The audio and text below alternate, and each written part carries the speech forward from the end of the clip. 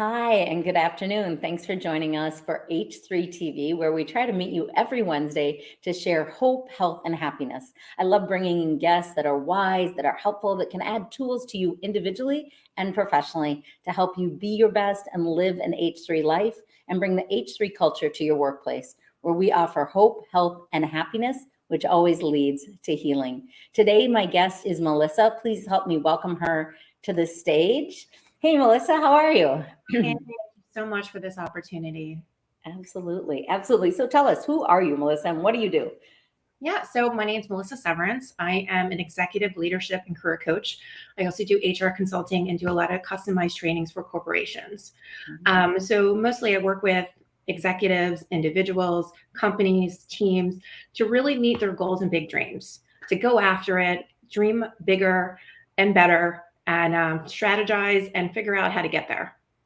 I love it. I always say a lot of people do SMART goals. I do SMIRT goals.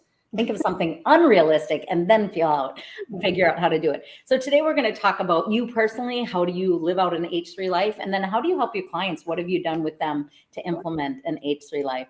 So how do you, Melissa, personally stay hopeful? What do you do to stay hopeful? As you probably know, Annie, I always have a big smile on my face. I am naturally a happy person, but I think I do a lot of habits and self-care to really keep that up. And I'm a very big component of self-care. So each day I try to do some things, some habits that really make me happy. So earlier today, I did my yoga flow. I meditate. I'm out in the sunshine. That's one of the reasons I moved to Florida, to have it, year round. Listen to upbeat music. I think all of that kind of keeps my happiness up. And also, one thing I tell my clients as well is celebrating successes, big and small. Each week, each day, we have some great things that we're doing, and we really got to celebrate those and understand what we did to get there and what we're going to do next with those. I love that. So you kind of already touched on what you kind of help your clients do is that paying attention to their wins, right? Like small and little, like rather than focusing on what didn't work, let's focus on what did you get right? What did work? So I love that. Yeah. So what about health? So you kind of, I think all three of these, I always think of like hope, health, and happiness are like a circle. And then inside is healing, because if we do it all right and get each piece or some part of it, we'll get there. So how do you stay healthy? You kind of gave us some ideas, but there's so many areas of health, from our physical to emotional to mental health. So how do you stay healthy? For me, mentally, I guess mindfulness is a big, huge component that I'm also, educating companies. I'm a mindfulness facilitator, so I educate mindfulness in the workplace. Small little things you can do every day to really kind of keep your mental health.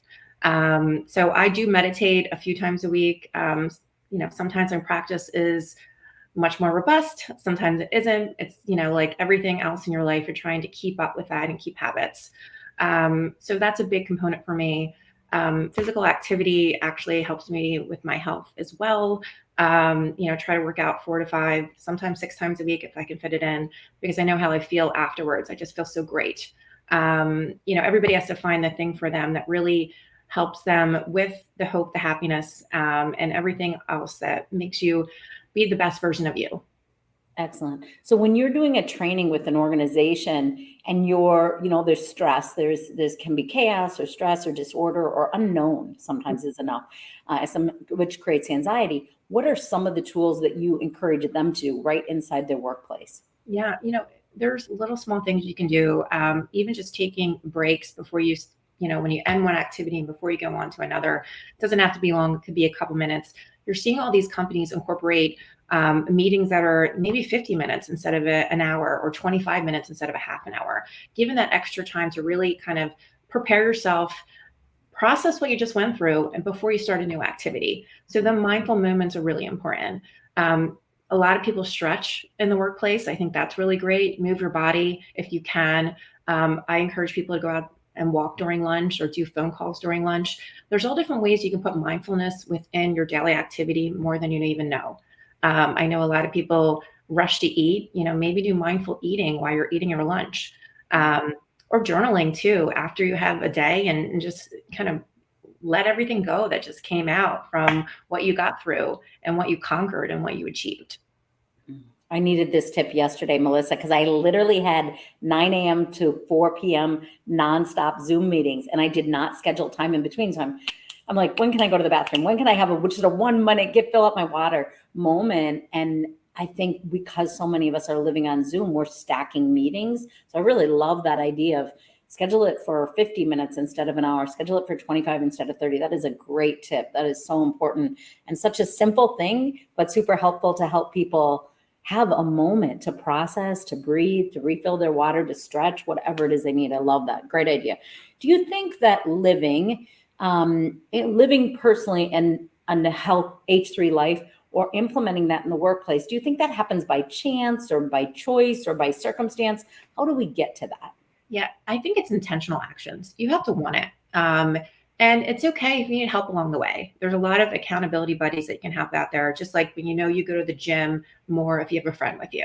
It's the same thing with everything you do in your lifestyles. It's with achievements and goals, personally and professionally. You need to have that person with you to help you. So a lot of people have mentors that ask them for help. Some people go to coaches like myself for kind of figuring out how to get to the next step, the next level. But you have to make habits and be intentional and figure out times you're going to do things, schedule it in. So if you want mindful moments, you might want to schedule it in your schedule. If you want to work out in the morning, you got to make sure that's part of your day. And before you do anything else, you get that done. Sometimes, now that we're on Zoom, I want to make sure I get my workout in. I might not, have any online meetings until I'm, do my workout and then get a shower and then I'm on, so you got to figure out the barriers that are going to come to you, and try to figure out how you're going to go around them. And, sometimes I don't get to work out in the morning, so I'm doing it at night, but I do it before I go to bed and it makes me feel good. And I just always remember that, the feeling afterwards after you get it done and feel good.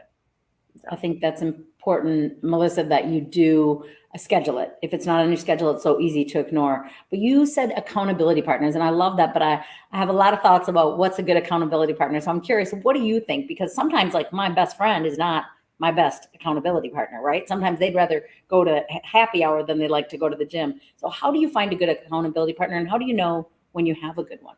Yeah, I think you probably grow out of some of them as well too. You have to look for the right mentors, the right coaches, the right accountability partners for what you're doing, people that are passionate like you and want to make change like you do. And when you find those, you'll know it's right. And at certain points, certain people's choices or goals change. And if you're still on that path, you got to find somebody else and change. It's okay. They're still a great friend to go to happy hour with, but they might not be the ones that get you to the goals that you truly want right now in life. Yeah, I love that. And I think that Melissa's a coach, I'm a coach, and I have a lot of friends that are personal trainers and coaches. And sometimes people say, why do I need that?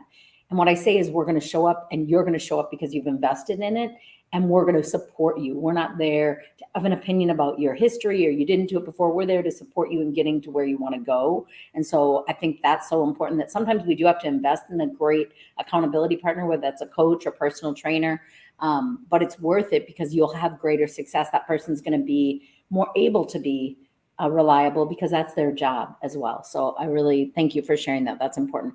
So what's the difference between being hopeful and optimistic? What do you think about that? Are optimists hopeful? What's the difference? I think hopeful is like you're hoping, or I'm using the word hope, but you're kind of, you want it to happen. I think optimistic is a mindset, and you're just happy, or you're always good thinking that the positives are going to come to you. You're attracting it. So, I like being hopeful, but I want to be optimistic in my life. I want to think that the glass is always half full. That something's happening, even if it's not the best thing for me, it's best for me in the future, and it's on my path for me to get to a place that's going to be even better for myself. So yeah, optimistic. Hopeful. Yeah. It's important. It's kind of how you show up and look at the world and what you're looking for and what you're attracting both. So how about happiness and joy? Sometimes people say to me, Annie, are those the same things? Are they different? What's the difference between joy and happiness? How do you see them? I'm a person who loves small things. So I have a lot of joy from little things. People are always shocked, like, Melissa, you're happy about this. And I'm like, yes, it brings me joy. So I think joy sometimes is in the moment. Happiness is a lifestyle, I guess, or feeling it for a longer period of time. I think both of them can be longer, but I think for me, happiness is kind of, more of a longer mindset for me. And I love that. So I guess I'm always trying to smile, because I know smiling brings people to smile and it's contagious and other people will be happy. but I also love the small joys that happen in life. And also there's a lot of big joys, but you know, you got to be joyful and happy in life for it to really be worth it. So, Yeah. And we know, Melissa, that everybody has challenges, individually, professionally, personally, we have challenges in life. So I'm curious, what are some of the things or something even that comes into your life that steals your joy, your happiness? And then what do you do when that happens? When an obstacle comes or a challenge, what comes in and steals it? What are some ideas for you? And then what do you do to transition back? yeah, you know what? I think it probably all comes down to self-awareness when things like that happen, you know, realizing what caused it, why did it challenge you, what could you have done different, what can you learn from this, what are your strengths in that position and that opportunity, what are your weaknesses, and what you can do about it, and really learn about yourself and make steps to correct it. You know, in some cases in the workplace, it could be upskilling, reskilling, learning new skills. I think it's just, being okay to fail, and when you do fail, learning from it, basically. um, that's what I kind of just always kind of want a message to everybody out there. It's okay to try, it's okay to give chances, take chances, and dream big and go after things, because it's on your path to something even better if it doesn't work out. That's right. That's what I was feeling this morning. So one door closes, another one's waiting to open for us, right? So what are you hopeful about personally in your own life? What are you looking forward to? What are you anticipating good coming your way in life?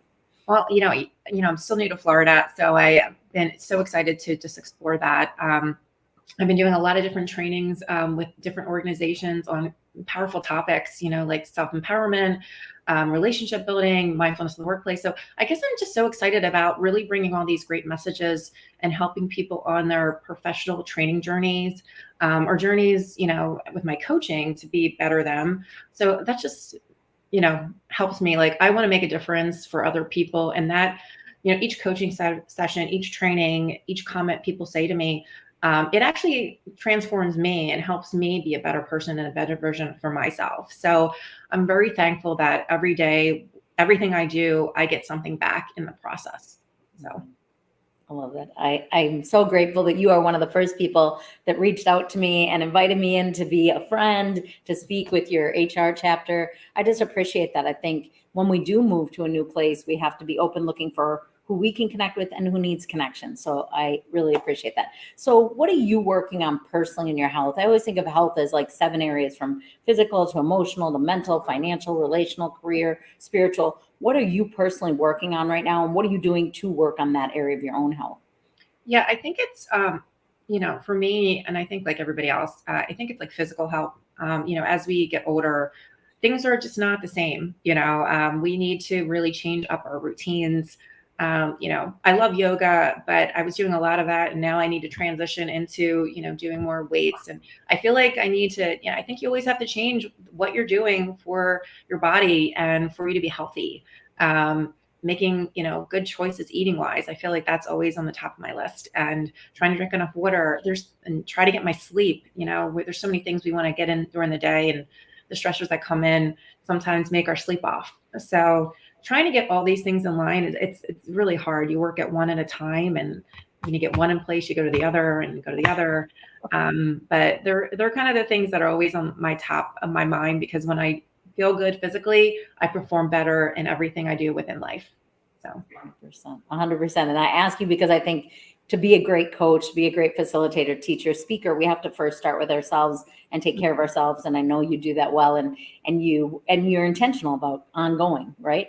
And what do you love to work with your clients and coach them? What area of health do you do the most work in, or do you love the most? It's rewarding for you.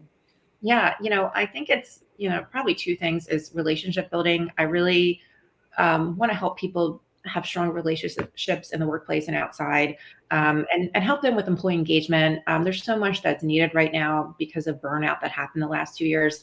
So that's been my biggest focus with my clients, really making sure their team is, back to where it needs to be after all of this. And them being the best leader for them in this new situation that we're dealing with, hybrid work. Some people are in, some people are out, some people are always going to be remote, figuring out how to really be the best leader they can be. And so it's all about relationships at the end of the day, and communicating properly. So they're kind of that's the biggest thing. I always try to push self-love because I do feel like you need to have self-care and self-love. So kind of always put that in there. And then, I guess the third one, I'm sorry, I know you said one, but No, have as many as you. um, mindfulness and really kind of taking that time. Those three things I try to always incorporate in my trainings and coaching because I feel like they're all interrelated. Without being mindful and present, you can't really be self-aware or, really learn new skills or be good at those one-on-one relationships, and really be present for when you're mentoring and coaching, having that experience. So all of it together comes back to mindfulness and being in the present moment. Yeah. I like that you said relationships because I think they're the key to everything, right? Like I was doing a podcast interview about marriage yesterday and I'm shocked. I've been married 25 years. My husband's like, why is it so shocking? I'm like, I don't know. It just amazes me. But we were talking about the 3 C's, like be clear, be willing to compromise and communicate. And I think that was a marriage message, but really it's relevant for all relationships, right? Like clearly define what you want and what you need from your job, from each other, and then communicate it and then compromise because we don't always get it our way. All right. So there's a lot of confusion sometimes about health. People owning gyms all those years, people be like, well, I want to be healthy. I think I have to do this. I think I have to do that. Is there any myth about health that you would like to clear up for our listeners and say, hey, actually, this is what's healthy and don't be so confused or don't be so hard on yourself? What can you tell us? What can you clarify about health? I guess I think any activity or any better choice is better. So I think people go to extremes in the beginning. I just think you need to start better. Like, I'm trying to drink a little bit more water each day. I'm trying to work out a little bit more, or, actually lately I've been doing great with workouts, but horrible with my steps. So I need to get more steps in. So everybody has their challenges, but I think just trying to do a little bit more each day or being aware of it or making a different choice at lunch, like all of that comes together. It could be small things, but they have a big impact later on once it becomes effortless for you. And let's hope it does for us quicker than, it usually does. But I know you are younger than I am, but I have found a new video series that I really like, and I've been sharing it with people. And it's a woman who does 50 plus 3, 5, 7, and 10-minute arms. And they're just short. And sometimes she uses weights, sometimes she uses nothing, sometimes can of soup. But she's like, your arms start to go south. I don't know why. It just happens to us. We get older, things go south. So it's kind of funny to me, but I like her. She's from Australia, I think, and she's funny. And so I think she's plus 50 arm workouts or whatever. I don't know. Anyway, you got to mix it up, right? And you're like, how can 3 minutes hurt? And the next day you're like, okay, I can feel that. So it's good to do something. So happiness, when I think of happiness, is that an inside job or an outside job? How do we get to happy? Is it outside of us or is it within us or maybe both? You know what? I do think it starts with inside. You have to be happy with yourself and who you are and figure out what makes you happy and what you need to do in your life to be happy. And I do think outside surroundings do come into play and they can make you happier if you find the right relationship or, the right hobbies and things that you love to do or the right job. That always increases your happiness, but it starts with you. And you got to figure out how to be happy with yourself and what you're doing each day and what you're giving out to the world. So I like that.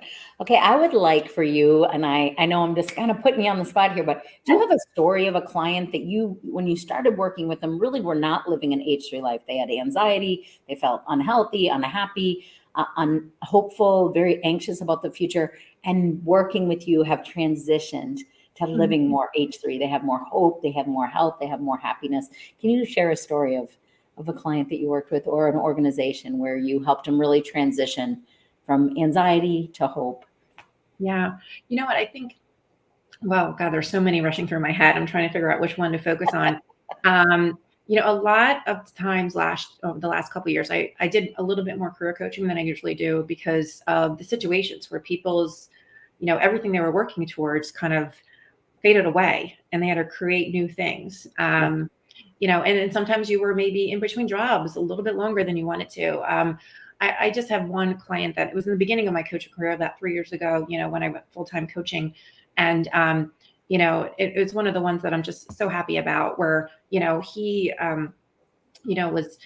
his job left him like everybody else. And he really wanted to make sure he stayed in this one space that it was really important to him. And the journey for it was a little bit longer because when you're an executive, higher level, You know how long it is to get a job in general. It's usually sometimes 6 months to find that right job. But in that atmosphere, it went a little bit longer. And kind of working with him and just keeping up his spirits and keeping up his upskilling and figuring out the relationships he needs to build and kind of staying strong through the process.